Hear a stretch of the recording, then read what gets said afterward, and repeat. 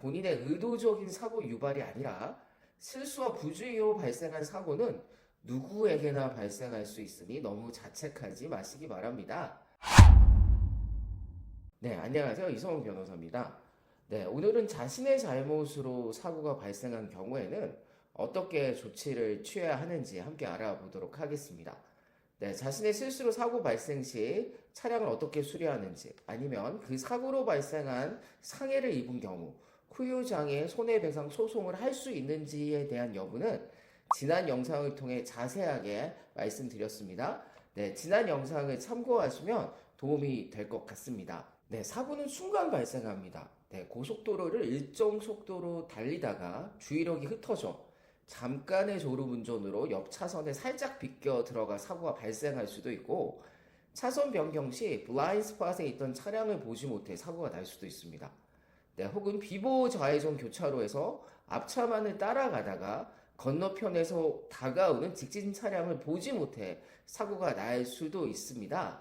네, 이런 예기치 못한 사고가 자신의 잘못으로 발생한다면 차량 수리 비용 등의 경제적인 손실과 함께 또 상대방 운전자에 의해 혹은 패신저에 의해 소송을 당하게 될 거라는 두려움에 많은 스트레스를 받게 됩니다. 하지만 본인의 의도적인 사고 유발이 아니라 실수와 부주의로 발생한 사고는 누구에게나 발생할 수 있으니 너무 자책하지 마시기 바랍니다.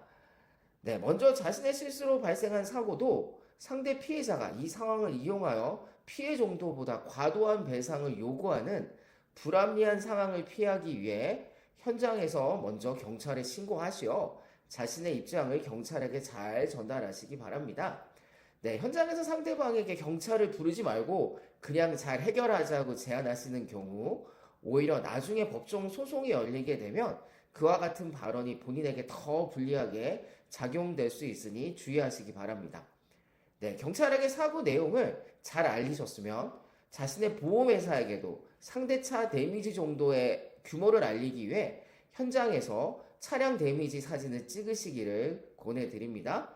그리고 자신의 잘못으로 사고를 유발하셨더라도 본인의 몸에 상해를 입으셨거나 과도하게 불편함을 느끼신다면 반드시 가까운 병원이나 닥터 오피스에 가셔서 진단을 받아보시기를 또 권해드립니다.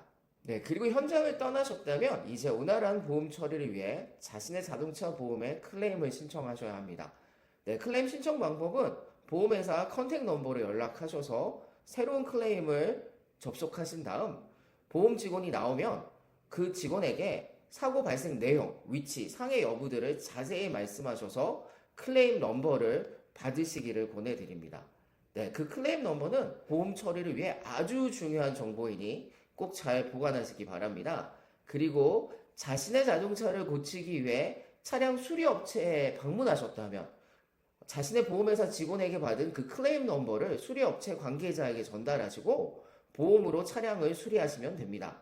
그리고 본인이 잘못한 사고라고 할지라도 몸에 불편함을 느끼셔서 닥터 오피스에 방문하셔서 진단 및 치료를 받으실 때도 자동차 보험 클레임 넘버를 전달하셔서 관련 치료 비용이 자동차 보험으로 보험 처리가 되도록 하시면 됩니다.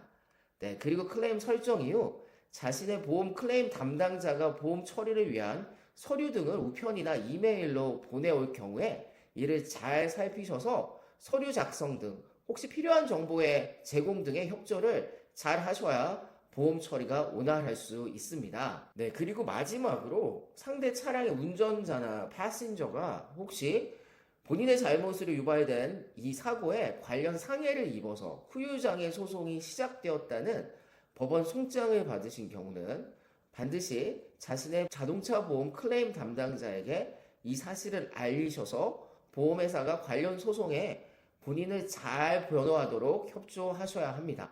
오늘은 자신의 실수나 부주의로 자동차 사고가 발생하였을 때 어떻게 대처해야 하는지를 알아보았습니다. 더 좋은 영상과 정보를 위하여 구독, 좋아요, 알림 설정 부탁드립니다. 네, 오늘도 끝까지 시청해 주셔서 감사합니다.